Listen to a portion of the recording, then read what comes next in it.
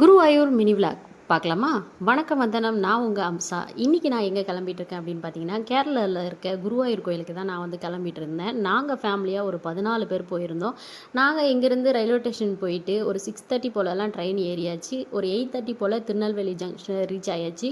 அங்கேயே உட்காந்து சாப்பிட்டுட்டு நாங்கள் அங்கேருந்து ஒரு 9:45க்கெலாம் நாங்கள் ட்ரெயின் ஏறிட்டோம். சாப்பாடு வீட்டிலேருந்தே கொண்டு வந்திருந்தோம்.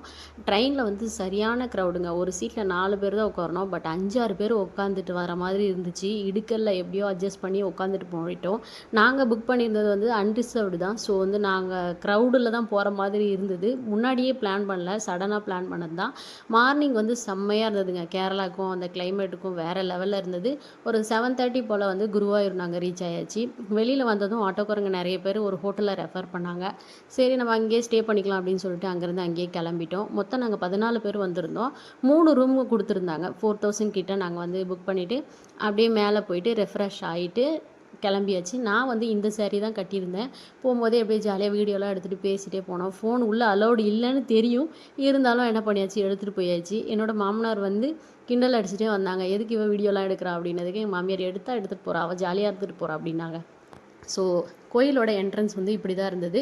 என்னோடய மைனியும் வேறு என்னை வெறுப்பேற்றிட்டே வந்தாங்க, உன்னோட விளாக் வேலையை ஆரம்பிச்சிட்டியா அப்படின்னு சொல்லிட்டு. ஸோ நிறைய லாட்ரி சீட்டு தான் வந்து குருவாயூரில் நாங்கள் அதிகமாக பார்த்தது. நிறைய கடைகள்லாம் இருந்தது.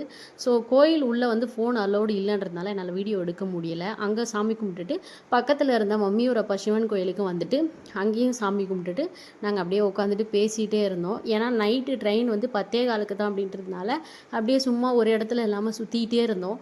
நானும் லிங்காவும் செம்மையாக என்ஜாய் பண்ணிகிட்டு இருந்தோம். வீடியோ எடுக்கும்போது அவன் போஸ்ட்லாம் கொடுத்துட்டு சிரிச்சிட்டு ரொம்பவே சந்தோஷமாக இருந்தான். ஸோ எனக்கும் அதை பார்க்கும்போது ரொம்ப சந்தோஷமாக இருந்தது. மறுபடியும் நாங்கள் அதே கோயிலுக்கு வந்திருந்தோம். வந்துட்டு இதாங்க என்ட்ரன்ஸ். வந்து உள்ளே ஃபோன் அலோடு இல்லைன்றதுனால என்னால் வீடியோ எடுக்க முடியலை.